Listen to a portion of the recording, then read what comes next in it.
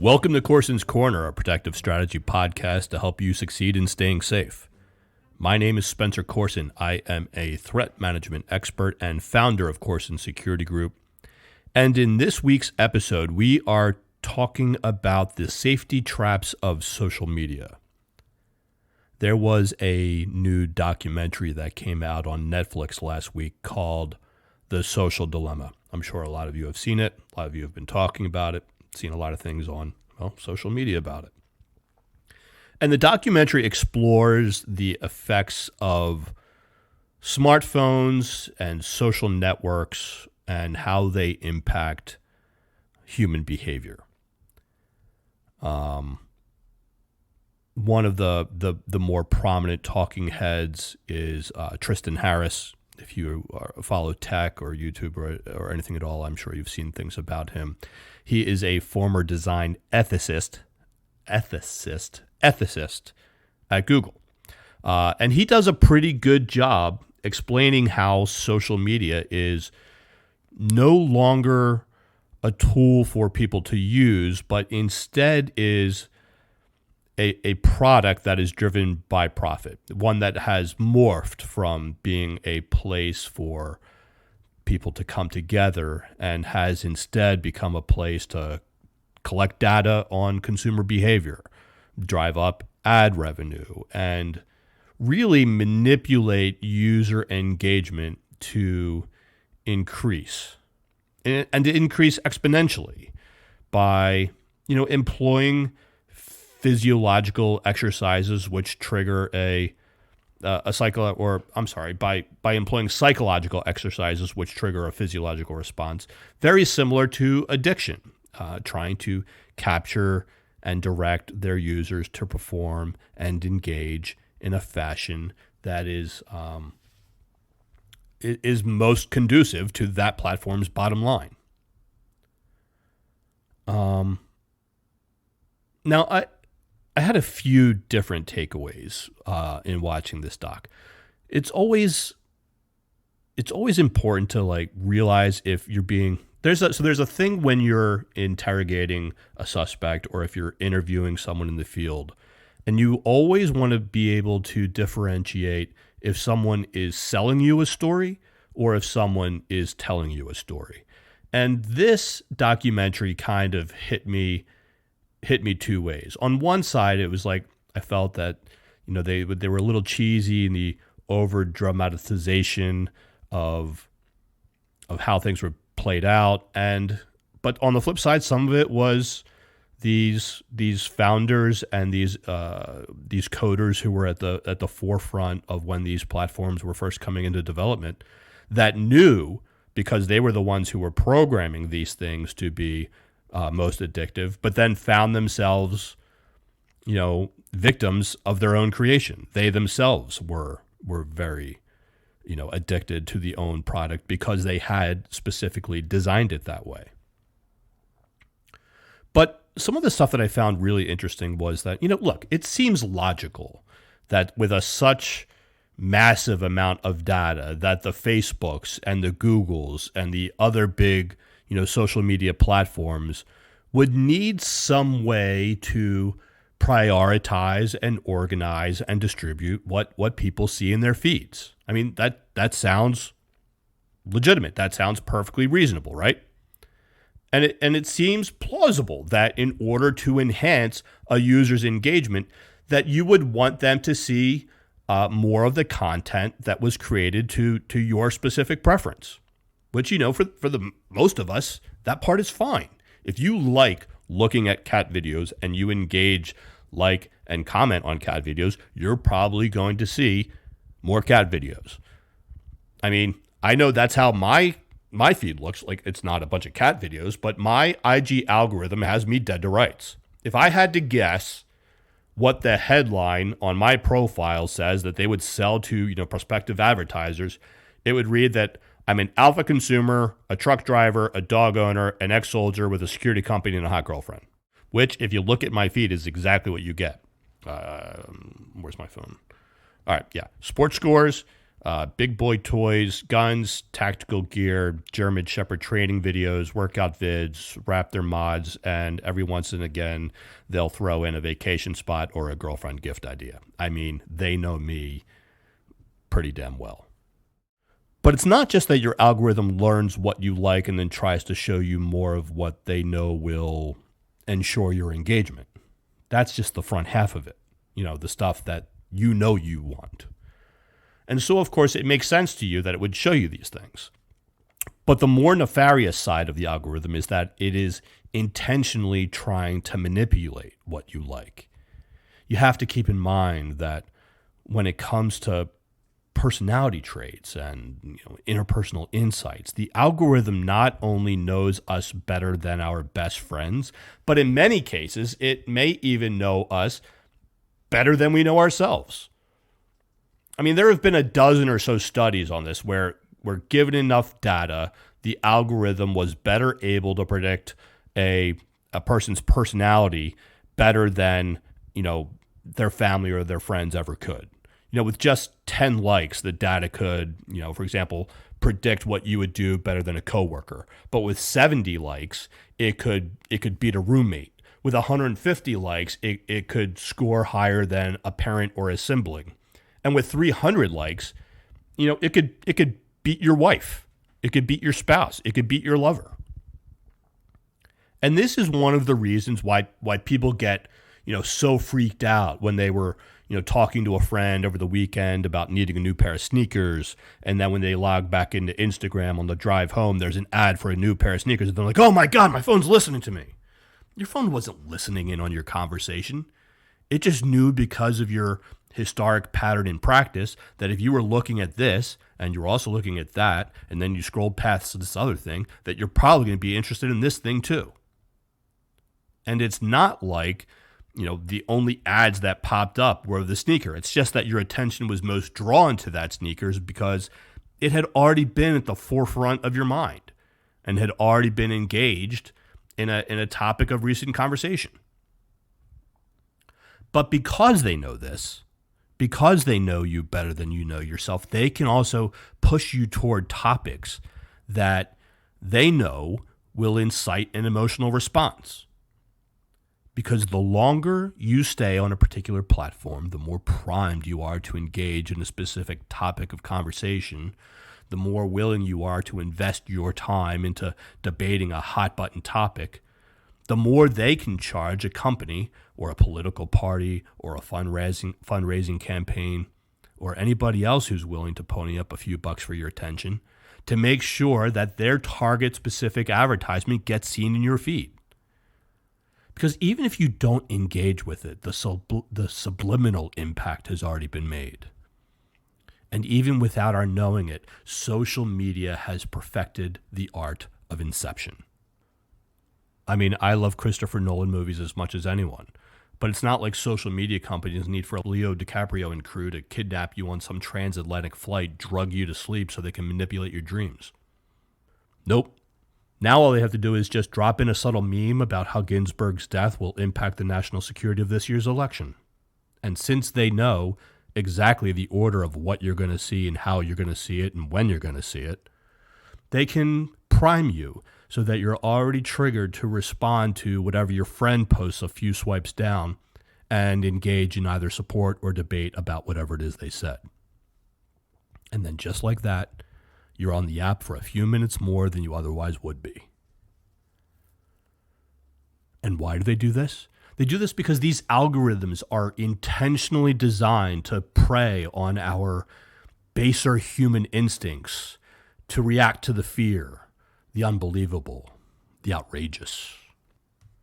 They push us towards these things which may elicit an emotional response, which may cause more anxiety, which may, at a very guttural, a very personal level, engage us to respond with a topic that they know will that they know you will feel passionately about, that you'll have an emotional connection to.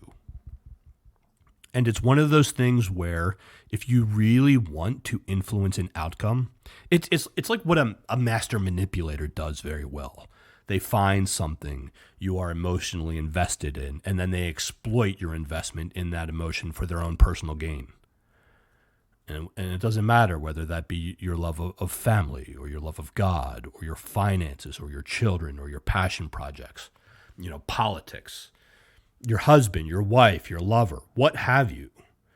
Whatever belief system you hold most dear, an identifier of your purpose for being here on this earth, that this is what they will use to manipulate and provoke and divide. Social media is like, that car ride home we decided to take with our friends, but then the conversation for all of us comes to a sudden stop when we see the train wreck out the window. It takes away all of our attention. It shifts the narrative of what was being discussed. It spawns debate about what happened and how we got there. How did that train, what did they do? Why did that person do that? When it comes to social media, we show up for a human connection, but we stick around to see what kind of a train wreck is going to happen next. And that's what keeps us there. If we're scrolling through our social media feeds and nothing captures our interest right away, it's not like we just go, oh, and we put the phone back in our pocket. Of course not. We're conditioned to keep scrolling until we see something that engages us. And these apps are designed to do this in a very compelling and very specific way, because the more time we spend on Facebook or Instagram or TikTok or Twitter, the more money they can charge the advertisers for our attention. Like they say in the documentary, the drug industry and the social media industry are the only two industries that call their customers users. So let that sink in for a moment. Now, as I was, going over my notes for this podcast, I was trying to think about what would make for a good protective takeaway for this episode. And, I'm a writer, so I write too much and then I, try to edit things down. But after struggling to make my way through some sort of convoluted analogy, I threw that all away in favor of something much more simple. Social media is not real life. That's it. So many of today's online problems really do boil down to that one takeaway. Social media is not real life. Problem is, for a growing number of people, especially today's teens, it has become their life. And it's easy to say that likes and retweets are not a qualifier of value, but for so many people, they really are. But it's also important to remember that just because someone has a higher number of followers than you doesn't mean that what they have to say is more important. It just means they have a bigger bullhorn. I mean, the internet was great in that it gave everyone a voice, but it also gave every idiot a megaphone to espouse whatever nonsense they could blurt out of their mouth. Ever hear that expression that empty barrels make the most noise? It's because they're empty. But for all the problems social media causes, we cannot be so quick to blame them for so much of the angst and turmoil and violence of our societal problems. In fact, I was doing some research on this for my book, so I had these stats handy. But a significant amount of radicalization doesn't happen on Facebook or YouTube or TikTok or Tinder. In fact, in the past few years, many of the deadliest alt-right killers were found to have been incubated and radicalized on the smaller platforms, the smaller forums, which are inherently intended to exploit, the positive ability to connect like-minded people. Here's just a few. Brenton Tarrant, the Christchurch mosque killer, he was radicalized on 8chan. Chris Harper Mercer, who killed 10 people at a college in Oregon, was radicalized on 4chan. The Tree of Life synagogue killer, Robert Bowers, was radicalized on Gab. And most disturbingly, white supremacist sites, whose names I refuse to mention here, have radicalized murders and championed the outcome for scores of murders. So where does this leave us? What position does this put us in to move forward from here? Well, here are basically my 5 takeaways from the social dilemma that I think we can utilize as protective practice for moving forward.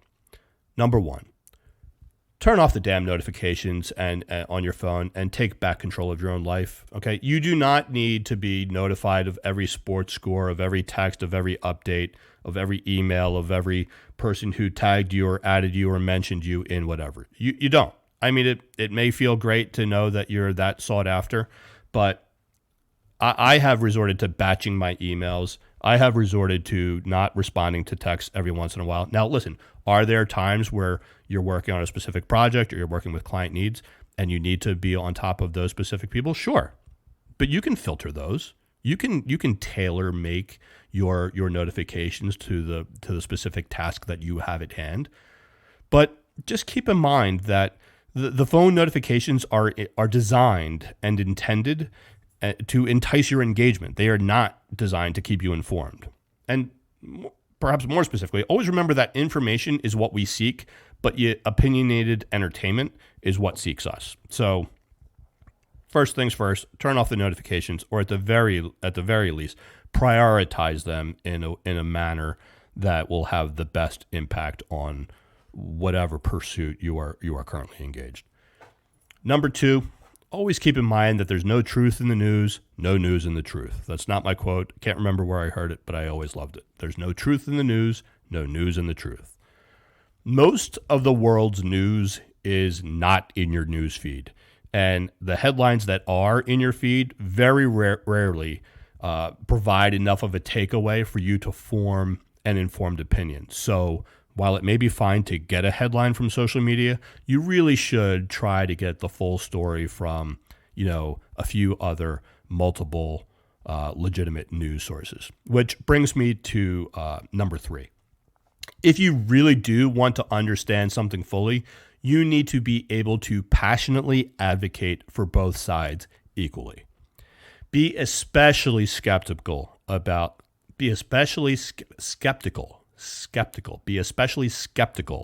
anything you read on social media, but be especially so during an election year.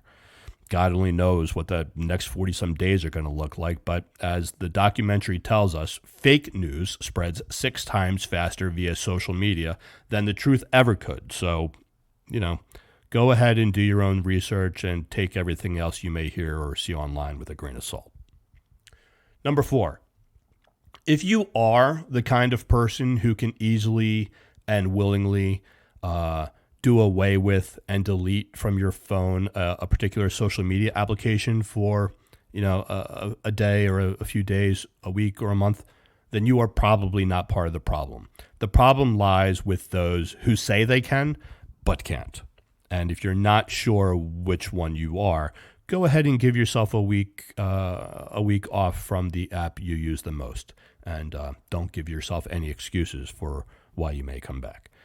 And number 5, audit your own actions. Take note of how many times you pull out your phone for the sole sake of curing boredom. Take note of what else you could have done with that time. Me personally, I've taken to only getting on social media 3 times a day. Once in the morning, once midday, and one more time at night. And in those times where I've got a few moments to kill between coffee breaks and phone calls and emails and client concerns, I've taken to playing Tetris, which has been great, especially if you're moving between verticals. Like if I'm working on this podcast, but then I have to jump into like a client concern, I'll knock out like 5 minutes of Tetris because it's really been great for helping my brain to sort of reset between assignments. I also, and I've always dabbled in this, but have never really, but I've gotten into it a bit more recently, but some mindfulness meditation. I personally like the Headspace app. Not a big fan of the guy's voice, but the takeaways have been pretty great. And there are a bunch of great apps out there if the Headspace isn't for you. And again, not a sponsor, just who I talk to. And I've also been playing around with Duolingo, which offers great language lessons, which are easily broken down into nothing more than a few moments and of lessons. And it's been a lot of fun to be brushing up on my French and Spanish language skills. So take those for what it's worth. Very interested to know what your takeaways were watching that documentary and what social media practices you're using. Hit me up if you have anything that you would like to share. So I guess this is as good a place as any to start wrapping up. One final thought with all of this is that,